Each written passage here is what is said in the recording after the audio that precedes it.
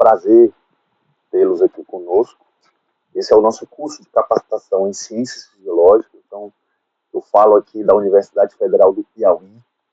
Então, a nossa universidade, ela recentemente conseguiu implementar o curso multicêntrico em Ciências Fisiológicas. Então, eu vou fazer uma breve introdução antes de iniciarmos especificamente as nossas aulas. O objetivo desse curso é preparar o aluno de maneira específica a uma melhor realização da prova. E você que está assistindo aí em vários estados do Brasil, se atente, né, veja na sua unidade a data da prova. Então, boa parte das coisas que a gente vai discutir aqui é referente à nossa unidade, então, da UFPI, e as datas de prova talvez mudem um pouco, mas o conteúdo é o mesmo, o conteúdo cobrado nas provas. Então, é isso que a gente vai abordar nesses vídeos. Então, primeiro, para quem não conhece, o que é o programa de pós-graduação multicêntrico em Ciências Fisiológicas? É um programa que tem nota 5 do CAPES, é um programa que está intimamente associado com a SPFísio, a Sociedade Brasileira de Fisiologia, e é um programa que tem alguns objetivos. Então, o primeiro objetivo é uma formação, ou seja, formar profissionais capacitados para atuar em fisiologia e áreas afins, ou seja, áreas correlatas. Segundo, é desenvolver ciência de elevado nível acadêmico e tecnológico. Então, o programa ele tem um ponto muito forte nesse quesito, que os professores estão extremamente capacitados, né, são pessoas que estudaram especificamente mestrado, doutorado, um pós-doutorado, em áreas muito específicas, que aumenta a riqueza de detalhes e o nível de discussão em bancas, em realização de projetos, na realização de disciplinas. Então, o objetivo do projeto justamente é tentar elevar esse nível acadêmico, tanto dos alunos como dos próprios professores, do ponto de vista acadêmico e tecnológico. E o terceiro é a geração de conhecimentos em harmonia com o desenvolvimento científico, tecnológico e social do país, bem como o fortalecimento da pós-graduação em Ciências Fisiológicas. Então, o programa ele tem um site oficial, então, se você colocar aí PTGMCF, você vai encontrar aí o site da pós-graduação, que é o site nacional. E no site ele tem todas as informações, quando que surgiu o programa, o que é o programa, as linhas de pesquisa que tem no programa. Então, aqui eu estou fazendo uma breve introdução para você que vai tentar realizar a prova, se contextualizar, ou seja, entender aonde que você está ou aonde que você pretende entrar. Essas são as unidades associadas. Então, atualmente, nós temos várias unidades associadas espalhadas pelo Brasil, e aqui, recentemente, a Universidade Federal do Piauí ela faz parte do programa de pós-graduação em Ciências Fisiológicas. Então, para nós aqui do Piauí, foi uma grande vitória isso. Então, os professores que encabeçaram essa inclusão, né, desse projeto, desse programa de pós-graduação na universidade, já tentaram há bastante tempo, então é um processo bem burocrático. Então, antes você precisava sair, especificamente aqui da região Nordeste, especificamente do Piauí, para fazer uma pós-graduação em Ciências Fisiológicas, você teria que se deslocar aí para o centro ou região sul do país. Agora já é uma realidade, então, principalmente para nós que moramos aqui no Piauí, você tem no seu estado um programa extremamente conceituado dentro da Universidade Federal do Piauí. Então, para nós é uma grande vitória. Estamos muito contentes aí com a inclusão desse programa de pós-graduação em nossa universidade. Nacionalmente, o programa ele tem 13 linhas de pesquisa. Então, você que está assistindo esse vídeo, independente do local onde você esteja, observe que na sua unidade, na sua universidade, quais são as linhas de pesquisa que tem na sua unidade. Então, dificilmente você vai encontrar uma unidade que tenha todas as linhas de pesquisa, porque pode ser que não tenha professor suficiente, pode ser que os professores que tenham nas unidades, a área de pesquisa seja diferente. Então, aqui eu vou falar especificamente da UFPI. Então, o programa é novo, eu sou aluno do programa e faço parte da primeira turma, então nós estamos apenas com um ano de programa na universidade. Então, nosso programa contém tem poucos alunos ainda, então vamos agora, o próximo processo seletivo que ocorrerá em fevereiro de 2025, então esse vídeo ele está sendo gravado na data específica de 7 de outubro de 2024, então eu não sei quando que você está assistindo esse vídeo, mas hoje, na data que eu estou gravando esse vídeo, é 7 de outubro de 2024. Então, o nosso próximo processo seletivo ocorrerá no dia 4 de fevereiro de 2025. Então, você se atente na sua instituição, né, procure se informar quais são as linhas de pesquisa que tem e, possivelmente, a linha de pesquisa que mais se adequa ao seu gosto, à sua afinidade. E aqui no Piauí, na UFPI, nós temos essas 3 linhas na atualidade. Pode ser que na data que você esteja assistindo esse vídeo, pode ser que tenha mudado as linhas de pesquisa. Então, a primeira linha é a linha da Fisiologia do Exercício, encabeçada aí pelo professor Marcos e pelo professor Acácio. Então, ambos os professores trabalham com Fisiologia do Exercício de maneira bem geral. Segundo, nós temos aqui o professor Marcos, atualmente é o coordenador do programa na unidade. Então, o laboratório dele trabalha com fisiologia de maneira geral, né? Ele trabalha principalmente com trabalhos com linha, né? com humanos. O professor João Paulo é do sistema cardiovascular. O professor João tem uma expertise muito grande com animais e agora está iniciando também trabalho com humanos. Então, o professor João trabalha aí, estuda aí desde patologia do sistema cardiovascular até performance, pensando, por exemplo, no esporte. Mais uma vez, em animais e em humanos. E nós temos aqui a última linha, que é o controle do metabolismo energético em gestão alimentar. Essa linha eu posso falar talvez com mais propriedade, é a linha do meu orientador. Então, esse cidadão aqui, gente boa, é o professor Dr. Leonardo. Então, o professor Dr. Leonardo é um professor extremamente gabaritado nessa área de metabolismo energético. Então, nós temos um grupo de pesquisa, que é o DOMEN, então, é um grupo de pesquisa em doenças metabólicas, exercício físico e nutrição. Então, a minha linha de pesquisa, especificamente, que trabalha muito aqui no Piauí, com câncer, então, metabolismo, exercício físico. Então, meu projeto, a minha tese, a gente estuda o câncer de colo retal, né, e procura desenvolver alguns tipos de treinamento e observar como que esse treinamento impacta no microambiente tumoral, na apoptose, na morte celular, em componentes da aptidão física, força, flexibilidade, ou seja, o exercício como estratégia neoadjuvante, ou seja, antes do tratamento principal no câncer. No nosso laboratório, do professor Leonardo, nós temos, apesar da linha ser controle e metabolismo energético, nós temos as 2 linhas de pesquisa em humanos e animais. Então, nós temos a linha máxima, que é o controle e metabolismo energético, em gestão alimentar, e lá nós temos alunos que trabalham com animais, nós temos alunos que trabalham com humanos. Eu gosto muito das 2 áreas, mas confesso que tenho uma simpatia maior aí pelo estudo com animais, mas nosso laboratório trabalha com essas 2 vertentes. Desde nutrição, então estratégias de jejum, estratégias de restrição energética, estratégias de exercício. E aqui nós temos também a professora Maria do Carmo, mais conhecida como Carminha, que também trabalha nessa linha de pesquisa. Então, a professora Carminha tem uma expertise muito grande também na área de estresse oxidativo, metabolismo, doenças de cunho metabólico. Então, são laboratórios, tanto do professor Leonardo como da professora Carminha, que vão atuar nessa linha de pesquisa de controle do metabolismo energético e gestão alimentar. Então, você percebe que as linhas de pesquisa são bastante amplas, e dentro dessas linhas de pesquisa existem subdivisões. Então, pensando especificamente da UFPI, o que o aluno tem que pensar? Que, dependendo da linha, né, você vai observar que vai ter uma linha de pesquisa que vai te agradar. Então, por exemplo, eu sempre gostei de metabolismo energético. Então, eu busquei aqui o professor Leonardo porque eu tinha afinidade com o tema. Então, você aí, é mais fácil, é mais prazeroso, é menos oneroso você estudar uma coisa que você tem mais afinidade, né, e pensando, claro, que você vai se ajustar à linha do orientador e não o orientador vai se ajustar à sua linha, né, de pesquisa nesse sentido. Então, pense, né, o mestrado, a pós-graduação é uma escolha, e é uma escolha que presume responsabilidade. Então, façam essa escolha, pensem com calma, analisem.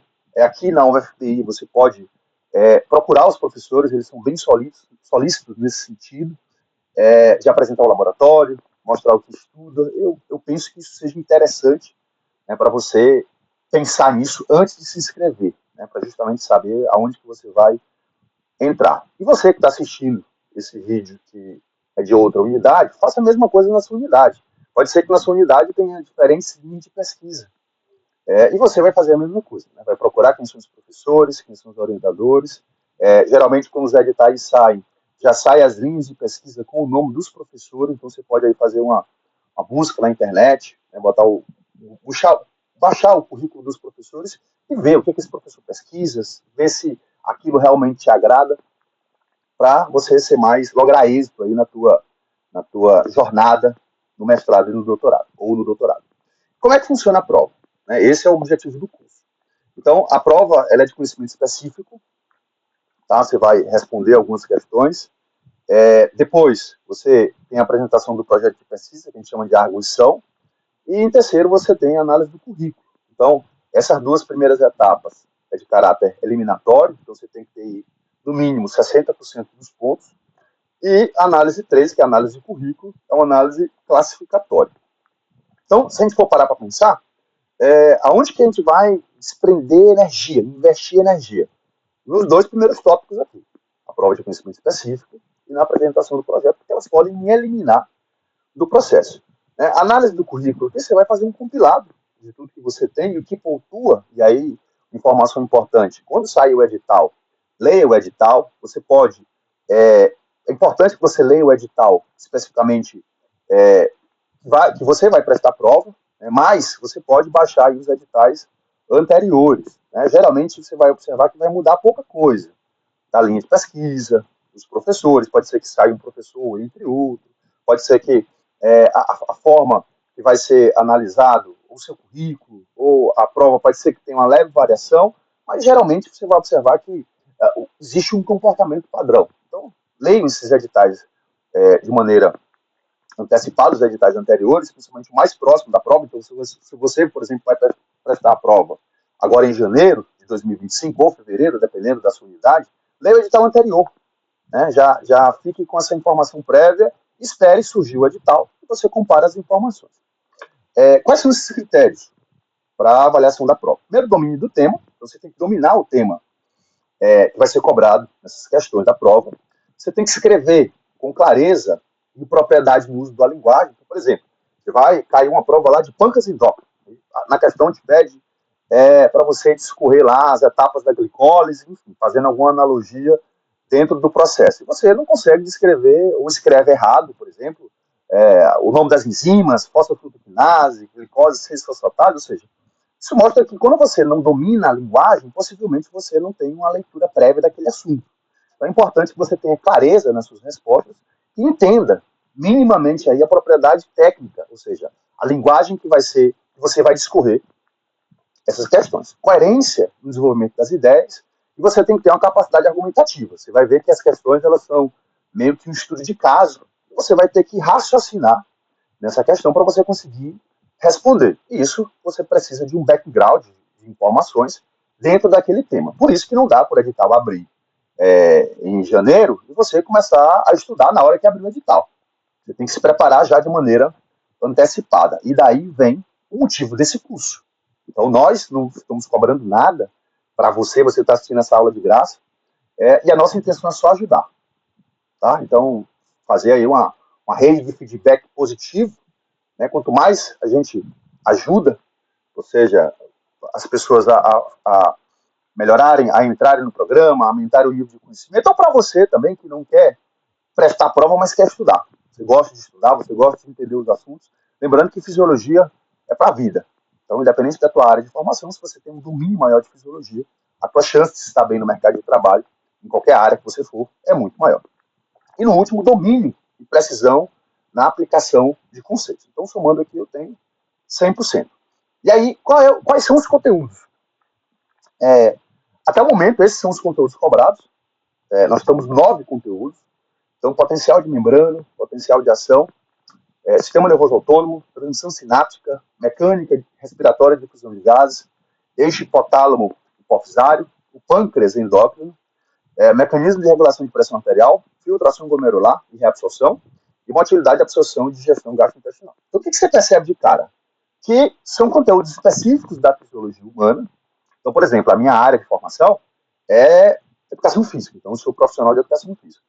E na educação física, a gente tem uma base muito sólida de fisiologia do exercício, o que é um pouco diferente da fisiologia humana. Tá? Apesar da base comum ser a fisiologia humana para entender a fisiologia do exercício, mas são coisas diferentes. Vocês vão ver que os livros que são cobrados são livros de fisiologia humana.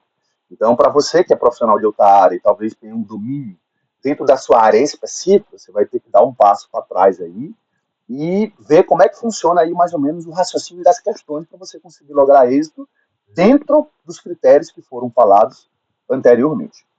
Então, a prova, você percebe aqui que são 9 conteúdos. Então, de cara, você tem que estudar os 9 conteúdos. No dia da prova, a prova ela vem lacrada, a prova é feita pelo Programa Nacional, então ela é enviada à sua unidade. Então, todas aquelas imagens e unidades que eu mostrei para vocês anteriormente, no caso da UFPI, a prova chega até o IFPI, mas foi feita pelo pessoal do Programa Nacional, e vem 8 questões. Então, o que você percebe aqui? De 9 assuntos que você estudou, um já cai fora. Então, vem 8 questões. Dessas 8 questões, você responde 6. Então, bora entender. Você estuda 9 tópicos desses aqui. No dia da prova, só cai 8 e você escolhe 6 questões para responder. Venhamos e convenhamos. É relativamente fácil isso. Mas, se você pensar, você tem que ter um domínio mediano, no mínimo mediano, de todos os conteúdos. Porque você não sabe qual conteúdo vai cair fora. Imagina que você domina, por exemplo, sistema nervoso autônomo. É o que você mais domina. E aí, na hora do dia da tua prova, esse conteúdo cai fora. Então, você já está aí com o teu ponto mais forte, já caiu fora. Então, você tem que estudar tudo. Eu sei que para estudar tudo de maneira detalhada, você talvez tenha um pouco de dificuldade, porque são muitos conteúdos e conteúdos que são diversos. Dentro do nosso curso, a gente vai tentar estabelecer uma linha de raciocínio fluida. Então, por exemplo, potencial de membrana e potencial de ação, você já mata transmissão sináptica, porque são conteúdos que são correlatos. Então, você tem um potencial de membrana, você dispara um potencial de ação, isso gera uma resposta lá na minha fenda sináptica, por exemplo. Então, já entra no outro conteúdo. Então, a gente vai tentar organizar esse conteúdo de maneira contínua para que você entenda o raciocínio por trás desses conteúdos para facilitar na hora de responder a prova. E dessas 6 questões, você tem que ter aquelas características que eu citei anteriormente, e aí você vai responder isso na forma de estudo de caso. Então, vocês vão ver que no final aqui de toda a aula, a gente vai ter questões que foram cobradas em editais anteriores, em provas anteriores, questões que vão ser reformuladas ou formuladas durante a discussão dos conteúdos, para justamente ir treinando a responder essas questões de maneira mais assertiva possível. Aqui foi um calendário tentativo que nós realizamos baseado no nosso calendário. Então, mais uma vez, dependendo de onde você esteja assistindo essa aula, veja na sua unidade. Aqui na Federal do Piauí, a nossa prova será dia 4 de fevereiro de 2025. E aqui nós temos um calendário tentativo de aulas. Então, aqui é uma aula introdutória, tá? E nós iremos iniciar aqui com potencial de membrana e potencial de ação, que eu irei ministrar esse conteúdo para vocês. Qual é o material que é cobrado nessas aulas? Então, nós temos aqui 5 livros de fisiologia, livro aqui da Margarida, então observa aqui embaixo, vai acompanhando. Esse é o livro da Margarida. Depois eu tenho o livro do Bernay Levy, de fisiologia. A gente tem o clássico aqui, o Tratado de Fisiologia Médica, do Guyton e Hall. A gente tem aqui o Silverton, e tem aqui o Cury e o Joaquim, aqui na Fisiologia Básica de 2009. Então, esses são os 5 livros cobrados no programa, na prova. Todo o material que vai ser construído ao longo dessas aulas vai ser tirado desses livros, justamente para facilitar, para te contextualizar com a linguagem, como que é cobrado. Nós disponibilizaremos aqui um link do Google Drive com os livros, então nós vamos facilitar a vida de vocês nesse sentido, com o PDF das aulas, com todo o material, tá? Justamente na intenção de ajudá-los. E o que, é que a gente espera? Que vocês ajudem outras pessoas, podem tentar a prova. Por isso que a gente está disponibilizando essas aulas de maneira gratuita. E para a gente encerrar, eu vou te fazer uma pergunta, que aí você faz essa reflexão. Por que você quer cursar? Por que você quer fazer um mestrado ou um doutorado? O que você acha que isso vai mudar na tua vida? Tá? Isso para você que está pensando em ingressar. Se você está assistindo essa aula, possivelmente você tem algum interesse em cursar mestrado e doutorado em um programa de ciências fisiológicas. Então, essa decisão, ela presume responsabilidade, ela presume abdicação, ela presume um investimento de tempo e de energia, e você tem que pensar isso antes de entrar no programa. Entrar é fácil. Não acha que entrar num programa de mestrado e doutorado é difícil. Não é difícil. A gente está fazendo esse curso justamente para facilitar. Você pode tentar uma, não passar. Você pode tentar duas, não passar. Se você continuar tentando, você vai passar. Então, isso é fato. Você vai pegando a lógica, você vai estudando. E nada como o tempo para você ir aprendendo novos conceitos. Mas a pergunta é, quando você entrar, será que você está disposto a sacrificar finais de semana, a você dar conta das coisas do teu mestrado ou do teu doutorado, dar conta das coisas do laboratório, que você vai lembrar que são coisas paralelas, dar conta das disciplinas. Então, eu vejo que hoje o aluno de pós-graduação, às vezes ele chega na pós-graduação e ele fica um pouco perdido. O que eu vou fazer? O que eu vou pesquisar? É como se ele entrasse iludido num programa de pós-graduação, achando que fosse flores, achando que o orientador tem a obrigação de fazer a tua tese, de fazer a tua dissertação por ti. Desculpa, não é isso que acontece. Tá? A gente está num país que as pessoas com formação de nível superior, a quantidade de pessoas é extremamente baixa, e quando a gente vai para uma pós-graduação, a quantidade é mais baixa ainda. Então, quanto mais pessoas tiverem mais conhecimento, possivelmente o nível da sociedade de maneira geral, ele tende a melhorar. Ou seja, a gente tem uma sociedade mais educada, com pessoas que vão ter comportamentos mais condizentes com o seu nível de conhecimento. É o que a gente espera, sabe que existem exceções. Mas por que eu estou batendo nessa tecla? Para você fazer essa reflexão. Pense, a escolha de fazer um doutorado, de fazer um mestrado, você não pode ver isso de uma maneira que o programa, a pós-graduação, ela entre na tua vida. Na verdade, é o contrário. É a tua vida que entra na pós-graduação. Vou te dar um exemplo. Eu trabalho. Então, para mim, que o trabalho eu tenho que manter, é difícil. Por que é difícil? Porque eu tenho que trabalhar, eu tenho que dar conta das coisas da pós-graduação, do doutorado. Só que eu pensei nisso antes de entrar. Ou seja, eu já sabia que ia ser mais difícil para mim porque eu trabalho. Se eu pudesse me dedicar exclusivamente a fazer só a pós-graduação, seria menos difícil. Não seria mais fácil, talvez seria menos difícil. Mas aí está a diferença. Eu já entrei sabendo. Eu já entrei sabendo que não seria fácil porque eu vou ter que dar conta das duas coisas. E lá na hora que você não conseguir entregar a tua dissertação, a tua tese, você não pode usar a justificativa, professor, porque eu trabalho. Você tinha pensado isso antes de entrar. Então, veja, é a pós-graduação que entra na tua vida e não o contrário. Então, você tem que ajustar pensando que é um investimento de tempo, de energia que você vai fazer para colher os frutos mais na frente. Seja para você fazer um concurso, seja para você, sendo, por exemplo, profissional autônomo, um personal trainer, um médico, um nutricionista, um psicólogo, aumentar o valor que você cobra no teu trabalho. Então, as pessoas valorizam profissionais que são especialistas, pessoas que têm um conhecimento naquela área em específico. Mas veja, é um investimento de tempo e de energia. Então, façam essa reflexão. Tá? O meu objetivo aqui com essa fala não é desincentivar vocês, é muito pelo contrário, é incentivá-los a melhorar o nível técnico, o nível como pessoa, mas sabendo o seguinte, que para isso eu vou ter que pagar um preço.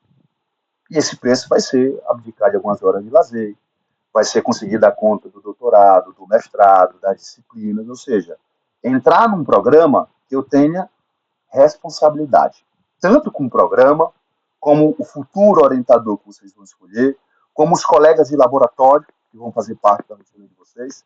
Então, não achem que é fácil, e não é fácil. Mas também não achem que é uma coisa impossível, tá? Pensem isso antes. Será se isso é para mim? Será se eu quero pagar esse preço? Mas mais na frente você não se frustrar com a vida acadêmica, achando que é só flores, e você ficar traumatizado, ou talvez até investir tempo e energia em uma coisa que você achava que era uma coisa e não é. Então, pense nisso e vamos partir para a nossa primeira aula. Um grande abraço para você e até a nossa primeira aula, que é transmissão sináptica. Valeu!